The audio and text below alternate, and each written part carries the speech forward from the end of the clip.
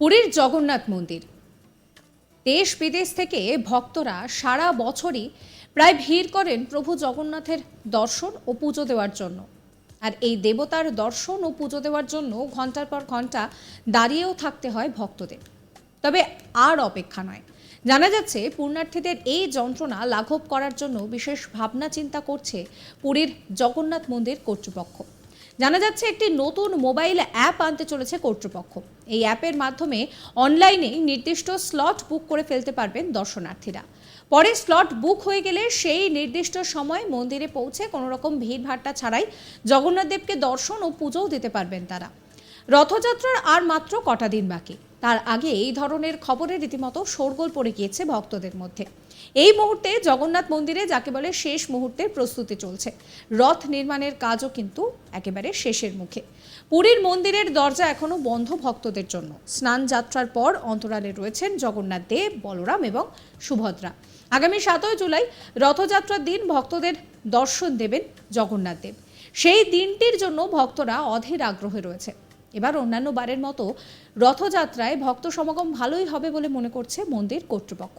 আর সেই জন্যেই জগন্নাথ দর্শন এবং মন্দিরে পুজো দেওয়ার জন্য অ্যাপের মাধ্যমে স্লট বুকিংয়ের ব্যবস্থা করা হয়েছে, যার ফলে একটু হলেও ভিড় নিয়ন্ত্রণ করা যাবে।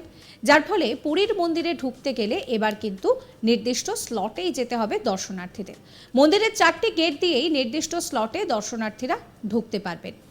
পুরীর জগপতি মহারাজ দিব্য সিংহদেব এই বিষয়ে বলছেন যে মন্দিরে প্রবেশের জন্য অনলাইন পদ্ধতিতে স্লট বুকিংয়ের চিন্তাভাবনা রয়েছে। অনলাইনে রেজিস্ট্রেশনের মাধ্যমে স্লট বুকিং করতে পারবেন ভক্তরা। বাড়তি দর্শনার্থীদের সংখ্যা সামাল দিতে এই ব্যবস্থা যথেষ্ট উপযোগী হবে। তার আরও সংযোজন যে শুধু তাই নয়, দর্শনার্থীরাও আর কিন্তু লম্বা লাইনে তাদেরকে দাঁড়িয়ে অপেক্ষা করতে হবে না। 3 ঘন্টা পর্যন্ত দাঁড়িয়ে অপেক্ষা করতে হচ্ছে একাধিক ভক্তকে, তবে আর সেটা নয়। তার বক্তব্য, এই সময়টা যদি বাঁচানো যায় তাহলে পুরীতে আসা দর্শনার্থীরা অন্যান্য যে দর্শনীয় স্থান রয়েছে তাও ঘুরে দেখতে পারবেন। মন্দির কর্তৃপক্ষের দাবি, এমনিতেই কোভিডের পর পুরীর মন্দিরে দর্শনার্থীদের সংখ্যা বেড়েছে। মন্দিরের করিডোর উদ্বোধনের পরও দর্শনার্থীদের সংখ্যা বেড়েছে। এই পরিস্থিতিতে রথযাত্রায় দর্শনার্থীদের ভিড় সামাল দেওয়াটা একটা বাড়তি চাপের ব্যাপার। সেই কথা মাথায় রেখে স্লট বুকিংয়ের ভাবনা চিন্তা।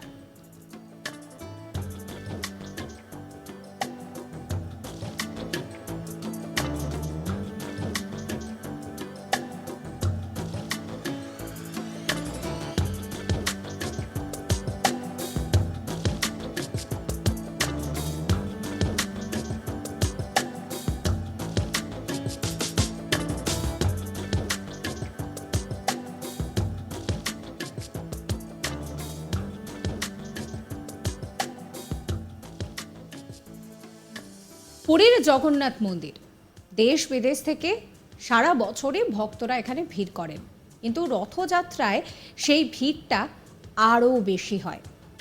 আর এবার ভক্তদের যাতে দীর্ঘক্ষণ লাইনে দাঁড়িয়ে থাকতে না হয় তার জন্য একটি বিশেষ ব্যবস্থা অবলম্বন করা হয়েছে। কি সেই ব্যবস্থা? না, যেরকম আপনি ট্রেনে আপনার নির্দিষ্ট অ্যাপের মাধ্যমে আপনার জায়গা বুক করতে পারেন, বা বিভিন্ন জায়গায় গেলে আমরা ধরুন সিনেমা দেখতে যাচ্ছি, নিজেদের জায়গা বুক করতে পারছে, পুরীর মন্দিরের ক্ষেত্রেও অ্যাপের মাধ্যমে আপনি স্লট বুক করতে পারবেন।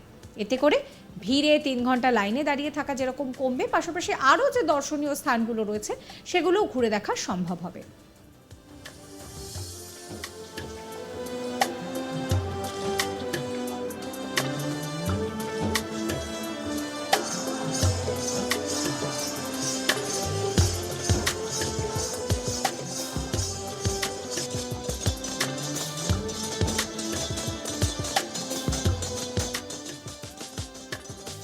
জানা যাচ্ছে যে একটি নতুন মোবাইল অ্যাপ আনতে চলেছে কর্তৃপক্ষ।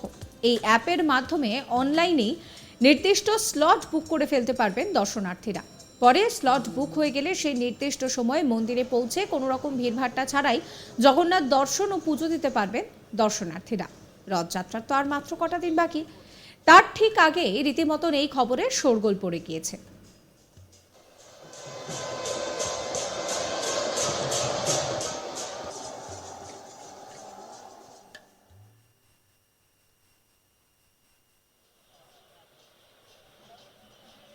সাবস্ক্রাইব করবেন আজ তাক বাংলার ইউটিউব চ্যানেলকে, ফলো করবেন হোয়াটসঅ্যাপ চ্যানেলও।